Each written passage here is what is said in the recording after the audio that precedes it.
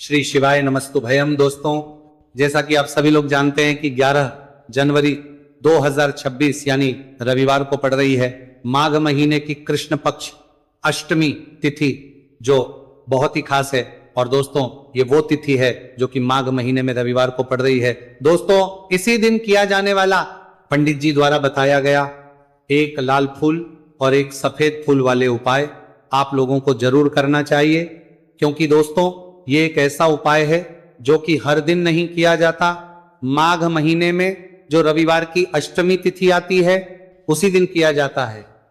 अगर आप लोगों ने इस उपाय को नहीं किया है या किसी कारणवश नहीं कर पाए हो तो इस माघ रविवार अष्टमी तिथि के दिन इस उपाय से मत चूकना। दोस्तों, देखिए, यह दिन इतना खास होता है, इतना महत्वपूर्ण होता है।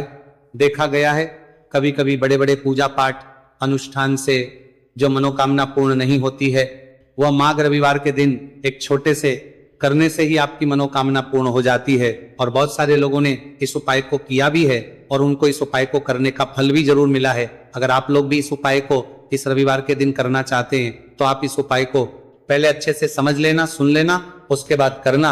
आपको इस उपाय का फल जरूर मिलेगा, आपकी सभी मनोकामनाएं पूरी हो जाएंगी।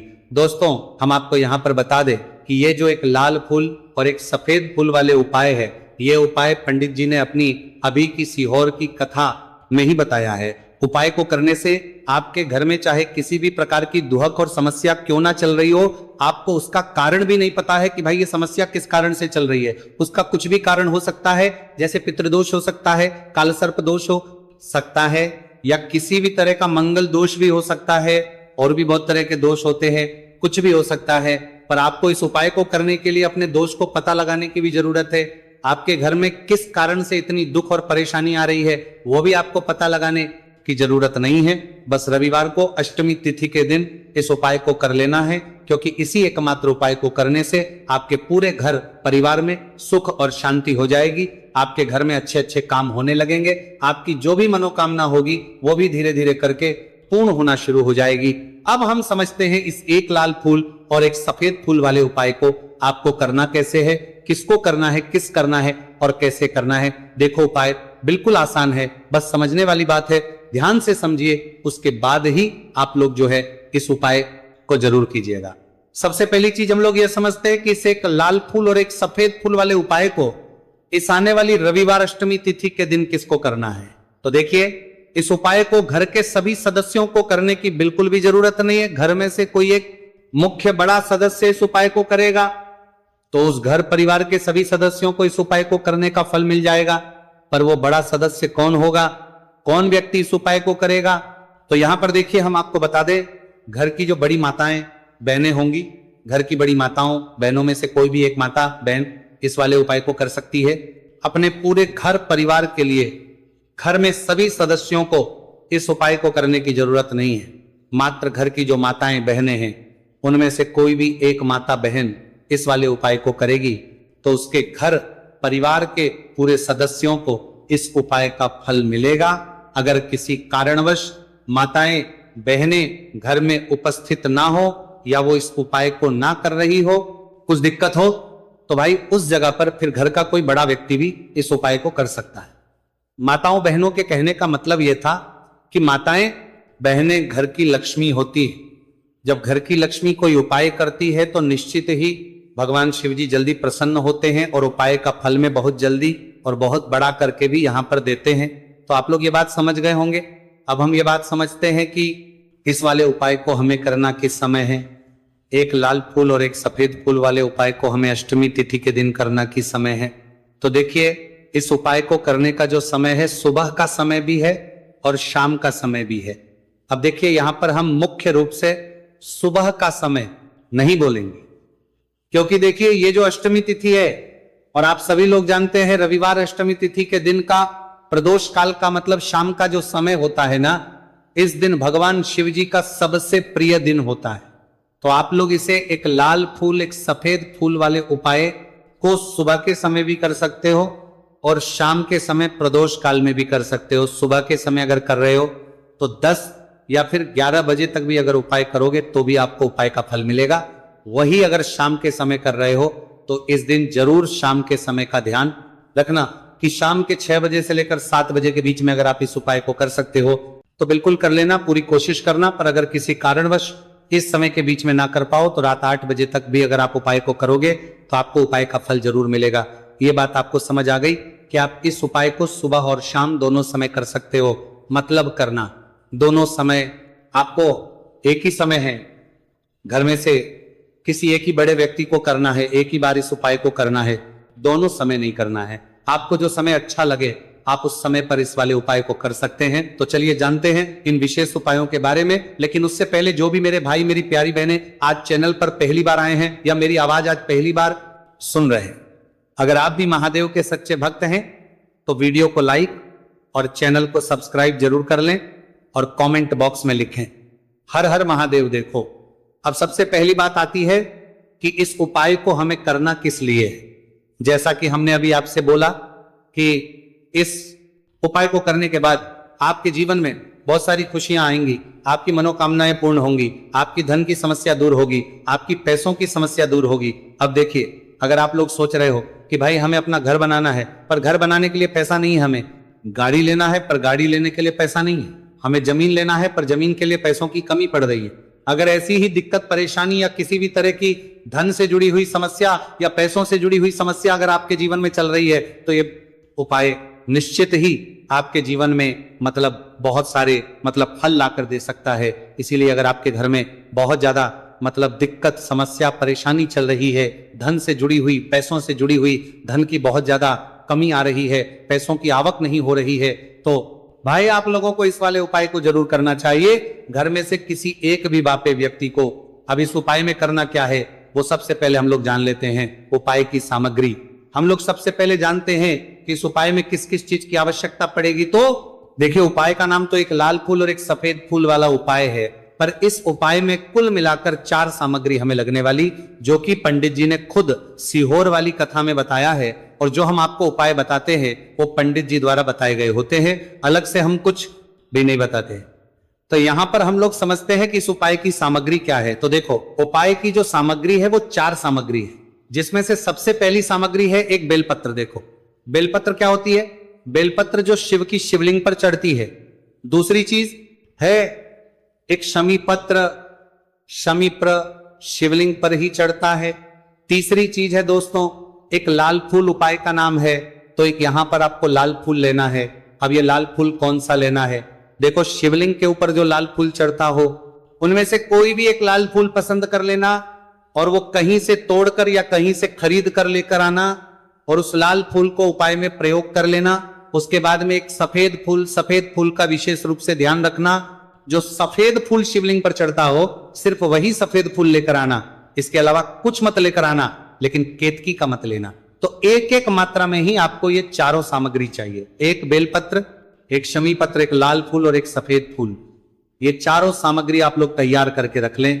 प्रदोष काल में या सुबह के समय जब भी आप इस उपाय को कर रहे हैं, जैसे ही आपके उपाय की सामग्री तैयार हो जाती है तो क्या हम सीधा उपाय को करने के लिए इन चारों सामग्री को उपाय करने के लिए जा सकते हैं? नहीं। तो यहां पर आपको इस बात का ध्यान रखना है कि हम भगवान शिव जी को प्रसन्न करने के लिए तो जा रहे हैं, हम अपनी मनोकामना को पूर्ण करवाने के लिए तो जा रहे हैं रहे, पर हमें यह दर्शाना बिल्कुल भी नहीं है कि हम सिर्फ अपने फायदे के लिए भगवान शिव जी के मंदिर में आए हैं। इसीलिए हम इस उपाय को करने के साथ साथ में भगवान शिव जी की पूजन अर्चना के लिए कुछ सामग्री भी जरूर लेकर जाएंगे। जैसे कि सुबह समय अगर आप उपाय को कर रहे हो, इसे एक लाल फूल और एक सफेद फूल वाले उपाय को, तो भाई सुबह के समय आपको एक लोटा जल लेकर जाना है। जो लोग प्रतिदिन शिव जी के मंदिर जाते हैं, पूजन अर्चना करते हैं, जल चढ़ाते हैं, फूल बेल पत्र सब कुछ चढ़ाते हैं, भाई वो अपनी पूजन अर्चना वैसी की वैसी ही करना। बाकी जो सिर्फ उपाय को करने के लिए जा रहा है, जो कुछ भी लेकर नहीं जा रहा है, उसे कम से कम एक लोटा जल अपने घर से भरकर लेकर जाना अगर आप उपाय को कर रहे हो, है ना। क्योंकि इस वाले उपाय को आप भगवान शिव जी की पूजन अर्चना करने के बाद ही करना। वहीं अगर बात करें शाम के समय की, अगर कोई व्यक्ति शाम के समय प्रदोष काल में इस वाले उपाय को कर रहा है तो भाई आपको मात्र एक घी का दीपक तैयार करना है। ये बात हम हमेशा बोलते हैं, शाम के समय प्रदोष काल में कोई कर रहे हो ना, तो दीपक का विशेष महत्व होता है। रविवार, अष्टमी तिथि दिन का प्रदोष काल में जो भी व्यक्ति दीपक जलाता है ना भगवान शिव जी के मंदिर में, भाई उसके जीवन से सारी दुख और परेशानियां भी दूर होती है।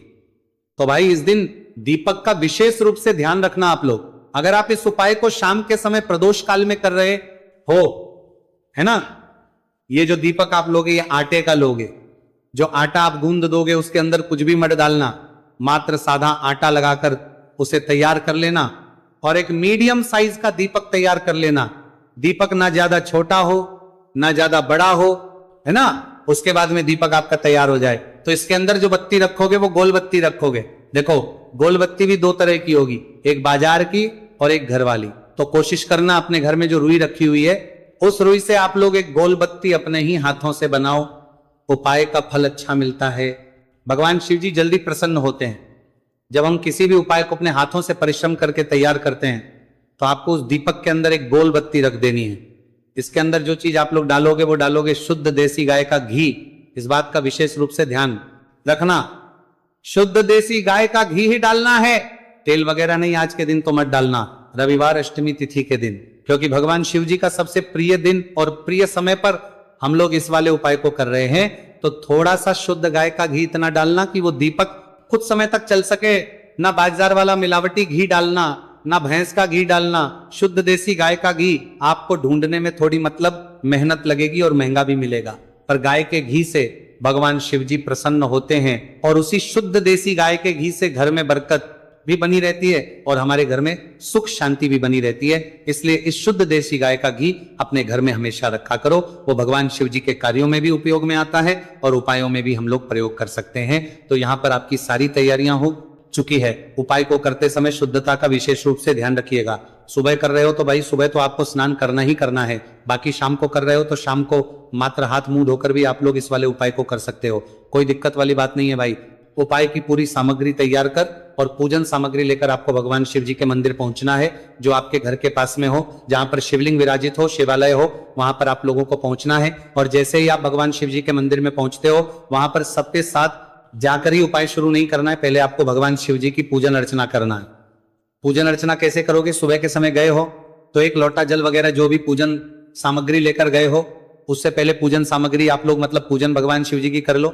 जो व्यक्ति सिर्फ एक लोटा जल लेकर गए हैं वो शिव जी के शिवलिंग पर मात्र एक लोटा जल एक धारा से धीरे धीरे करके चढ़ा लो। अपनी पूजन अर्चना आप लोग जो है पूरी कर लो पहले।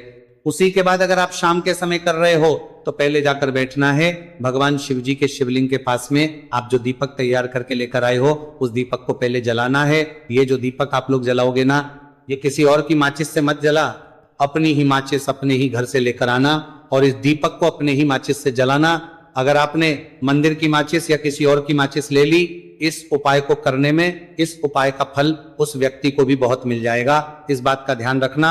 अपने घर से अपनी ही माचिस लेकर जाना और इस दीपक को जलाना। दीपक को जलाने के बाद भगवान शिव जी की शिवलिंग के पास में रख देना। शिवलिंग के इतना पास में मत रखना कि शिव जी को आंच लगे, थोड़ी सी दूरी बनाकर ही जो है इस दीपक को शिवलिंग के पास में आप लोग रख दीजिएगा।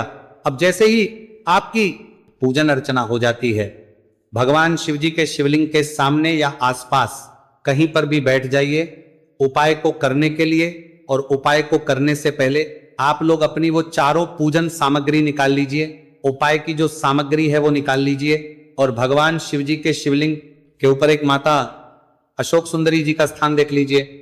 माता सुंदर जी का जो स्थान होता है वो जलाधारी के ऊपर होता है। जलाधारी के बिल्कुल बीचों बीच में होता है। आप लोगों ने देखा भी होगा शिवलिंग की जलाधारी होती है। जलाधारी के बिल्कुल बीचों बीच का जो स्थान होगा वो माता अशोक सुंदर जी का स्थान होगा, क्योंकि यहीं पर हमें ये जो है उपाय को करना है। सबसे पहली चीज अब हम उपाय को करना शुरू करते हैं। आप सबसे पहले अपनी एक बेलपत्र उठा लो। एक बेलपत्र को आपको माता अशोक सुंदरी जी वाले स्थान पर सबसे पहले समर्पित करना है। बेलपत्र की डंडी का मुख होगा जलाधारी की तरफ जहां से जल बहता है और नीचे गिरता है, और बीच वाली बड़ी पत्ती का मुख मतलब शिवलिंग की तरफ होगा। इस तरीके से आपको इस बेलपत्र को माता अशोक सुंदरी जी वाले स्थान पर समर्पित कर देना है। उसके बाद में अपनी एक शमी पत्र उठा लो जो आप उपाय के लिए लेकर आए हुए हो। शमी पत्र को उठाकर शमी पत्र की भी जो डंडी का भाग होगा वो जल की तरफ करके, जहां से जल बहता है नीचे गिरता है उस तरफ करके, और पत्ती वाला भाग शिवलिंग की तरफ करके इस शमी पत्र को भी उस बेल पत्र के ऊपर आपको समर्पित कर देना है। समर्पित करने के बाद अब आप ले लो अपना एक लाल फूल जो आप उपाय को करने के लिए लेकर आए हुए हो। इस लाल फूल का जो खिला हुआ भाग होगा, चाहे वो गुलाब का फूल हो, चाहे कोई सा फूल जो शिवलिंग पर चढ़ता हो, भाई उस फूल का जो खिला हुआ भाग होगा वो शिवलिंग की तरफ होगा। बाकी जो पीछे का भाग होगा फूल का, वो जलाधारी की तरफ, जहां से जल बहता है नीचे गिरता है उस तरफ होगा। और आखिरी में आपका जो एक सफेद फूल बचा हुआ है, इस सफेद फूल को भी आपको लेना है और सफेद फूल का जो खिला हुआ भाग होगा वो शिवलिंग की तरफ होगा, जहां पर शिवलिंग रखा हुआ है उस तरफ होगा, और डंडी का भाग जलाधारी के पीछे की तरफ हो जाएगा। मतलब जो जहां से जल बहता है और नीचे गिरता है, जब आप एक बेलपत्र, एक शमी पत्र और एक लाल फूल, एक सफेद फूल चढ़ा रहे हो, तो उस समय आप लोगों को कांता भगवान या कांता चक्र का नाम लेते हुए ही जो है इस उपाय को करना है, और भगवान शिवजी और नारायण जी का स्मरण करते हुए ही इस उपाय को आपको करना है। तो जब भी आप एक बेलपत्र, एक शमी पत्र, एक लाल फूल और एक कमी हो रही है, जो भी दुख और समस्या परेशानी चल रही हो आपको अपनी, वह दुख और जो है भगवान शिव जी से उपाय को पूरा करने के बाद वहीं पर पास में बैठकर बोल देना है, हाथ जोड़ के आंखें बंद करके अपनी परेशानी और श्री शिवाय नमस्तु भयम का जाप करना है। दोस्तों, आज हमने इस वीडियो में कुछ उपाय बताए हैं जो आपको करने हैं। अगर आपको वीडियो अच्छी लगी हो तो वीडियो को 1 लाइक और चैनल को सब्सक्राइब जरूर करें।